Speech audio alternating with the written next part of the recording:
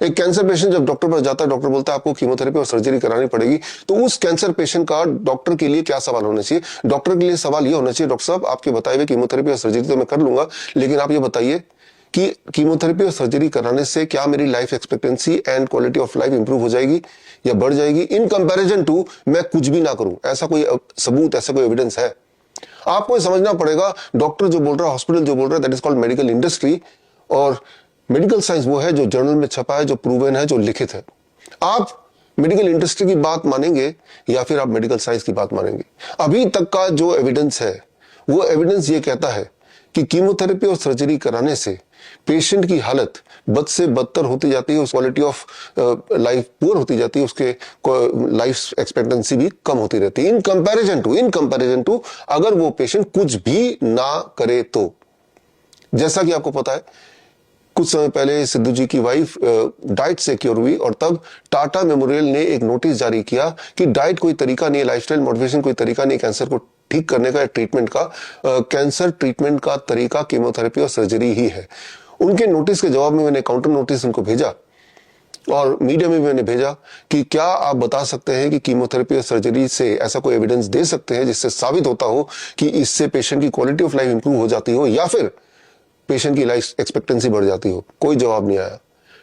एक और organization, it is called Chhattisgarh civil society, उन्होंने तो सिद्धू जी के ऊपर 850 करोड़ का दावा ठोक दिया, ये बताते हुए कि वो भ्रमित कर रहे हैं, असल में कीमोथेरेपी और सर्जरी की ही ट्रीटमेंट पेशेंट को करानी चाहिए। उनको ही मैंने काउंटर नोटिस भेजा 8,500 करोड़ का कि पहले तो आप ये साबित कीजिए, एविडेंस लाके दीजिए कि कीमोथेरेपी और सर्जरी से पेशेंट की लाइफ एक्सपेक्टेंसी बढ़ जाती है या फिर उसकी क्वालिटी ऑफ लाइफ बढ़ जाती है। सच्चाई ये है, मेडिकल साइंस ये कहता है कि कीमोथेरेपी और सर्जरी से अभी तक के जितने एविडेंसेस आए हैं उससे पेशेंट की क्वालिटी ऑफ लाइफ घट जाती है और पेशेंट की लाइफ एक्सपेक्टेंसी भी घट जाती है, पेशेंट की हालत बद से बदतर हो जाती है। वो इसलिए कि कीमोथेरेपी कराने से कैंसर प्रमोट होता है, सर्जरी कराने से कैंसर प्रमोट होता है।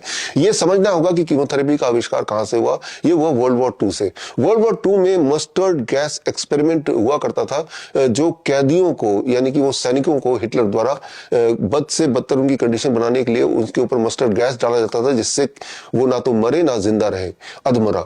लेकिन वर्ल्ड वॉर 2 खत्म होने के बाद उन्हीं साइंटिस्ट के समूह ने मिलकर उसी को बदल दिया, उन्हीं फैक्ट्री को, एज ए केमिकल थेरेपी, जिसे आजकल कीमोथेरेपी बोला जाता है। तो आपको समझना होगा, ये कैंसर ट्रीटमेंट के नाम पे आपके बॉडी में कैंसर को प्रमोट कराया जाता है, जिससे आपने देखा भी होगा एक पेशेंट जो कि ठीक ठाक हालत में होता है बिफोर द कीमोथेरेपी, लेकिन जैसे जैसे कीमोथेरेपी होती जाती है वैसे वैसे उसकी हालत बद से बदतर होती जाती है। मेडिकल साइंस के एविडेंसेस भी अभी तक यही कहते हैं। वो सारे एविडेंस अगर आपको चाहिए तो स्क्रीन पे दिए हुए लिंक में जाके वो सारे एविडेंस अपनी आंखों से खुद ही पढ़ सकते हैं। तो कंक्लूजन ये है, फॉर द कैंसर पेशेंट कुछ ना कराना is much better than chemotherapy और सर्जरी कराने से। और अगर कुछ करना ही है तो अपने डाइट एंड लाइफस्टाइल को मॉडिफाई कीजिए। चांसेस आर कि आपकी लाइफ एक्सपेक्टेंसी बढ़ जाएगी, चांसेस आर आपकी क्वालिटी ऑफ लाइफ बढ़ जाएगी, चांसेस आर आपके जो सारे सिम्टम्स थे, डिस्कंफर्ट्स थे, वो धीरे धीरे कम होने लगेंगे। क्या डाइट और क्या लाइफस्टाइल होनी चाहिए, अगर आपको ये जानना है तो आप मेरी किताब पढ़ सकते हैं, world's best the DIP diet. और कीमोथेरेपी और सर्जरी तो छोड़िए, जो डायग्नोस्टिक्स होते हैं कैंसर के, चाहे वो बायोप्सी हो, पेट स्कैन हो, मेमोग्राम हो, ये क्या रिलायबल है?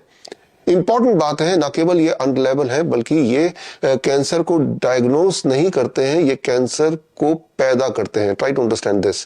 जब कोई बायोप्सी कराता है, जब कोई पेट स्कैन कराता है या मेमोग्राम करता है, तो बॉडी में जो डॉर्मेंट कैंसर सेल हैं वो एकदम से फैलने लगते हैं और अब वो असली कैंसर पेशेंट बन जाता है। इस बात की सच्चाई अगर आपको जाननी है, इस बात के डिटेल में जानना है, इसके मेडिकल साइंस के एविडेंसेस को देखना है, तो आप मेरी किताब पढ़ सकते हैं, the rabbit tortoise model for cancer cure. यहाँ पे कंक्लूजन ये है कि कैंसर कोई ऐसी भयानक बीमारी नहीं है जिससे इंसान को डरना चाहिए, लेकिन वो भयानक तब बन जाता है जब इंसान एक मेडिकल इंडस्ट्री के ट्रैप में फंस जाता है, ये सोच के कि ये मेडिकल इंडस्ट्री ना हो के मेडिकल साइंस है। आपको डिफरेंशिएट करना पड़ेगा। मेडिकल इंडस्ट्री मतलब वो हॉस्पिटल जिसका व्यापार आपके पैसे से चलता है, और मेडिकल साइंस वो जिसमें प्रूव किया जाता है क्या काम करता है, क्या काम नहीं करता है। दोनों एक नहीं है, दोनों दो अलग अलग बातें हैं। तो आप मेडिकल इंडस्ट्री के साथ हैं या मेडिकल साइंस के साथ हैं, ये आपको तय करना है। All the best, thank you, जय हिंद। दर्शकों के लिए एक खास मेरा मैसेज, आप इस दोनों चैनल के माध्यम से मेरे वीडियोस आप देख रहे होंगे, नए नए जो टेक्निक्स हैं वो आप सीख रहे होंगे। एक चीज़ करना भूल जाते होंगे कि वो ये है कि सब्सक्राइब करना। सब्सक्राइब कीजिए ताकि जो मेरे नए टेक्निक्स हैं, नए वीडियोज़ हैं, वो राइट टाइम पे आप तक पहुँचे, सबसे पहले पहुँचे।